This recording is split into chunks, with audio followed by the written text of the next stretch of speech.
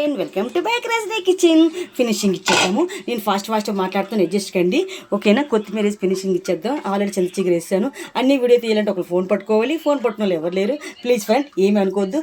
Next big బాస్కి వెళ్ళాము, కానీ వెళ్ళాము అనే సంతోషం కన్నా వీడియో తీయలేదు అని బాధ ఎక్కువ.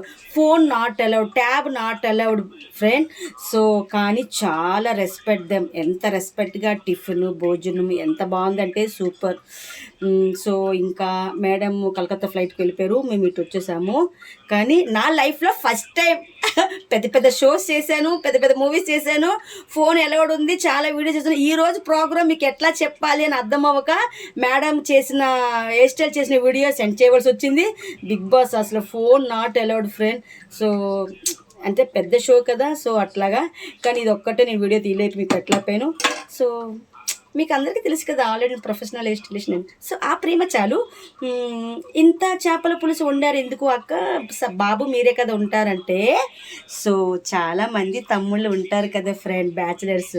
కృష్ణానగర్ అంటేనే బ్యాచిలర్స్. సో అక్క చేపల పులుసు వండిందని వచ్చారనుకో, మనం ఇంత బువ్వ పెట్టామనుకో ఇంత అన్నం తింటారు కదా మంచిగా.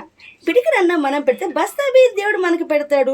అందరూ రైస్ కుక్కర్ పెట్టుకుంటారు, కర్రీ పాయింట్కి వెళ్ళి కర్రీ తెచ్చుకుంటారు. అక్క ఇంటికి వస్తే డబ్బా నింపుగా వేస్తుంది. అట్లా ఉండాలి. ప్రేమిస్తే తప్పేంటి ఫ్రెండ్? అందరూ బాగుండాలి, అందరూ రజనీ ఉండాలి. అమ్మ నాన్న ఆవకాయ రజనీ కిచెన్లో వేడి సండే చేపల పులుసు. ఎప్పటికీ బోరకూడదు. బయట వెదర్ చల్లగా రజనీ కిచెన్లో చేపల పులుసు ఘాటుగా బై టైం అయిపోతుంది. ఇంకా కుక్కర్ పెట్టాలి. బై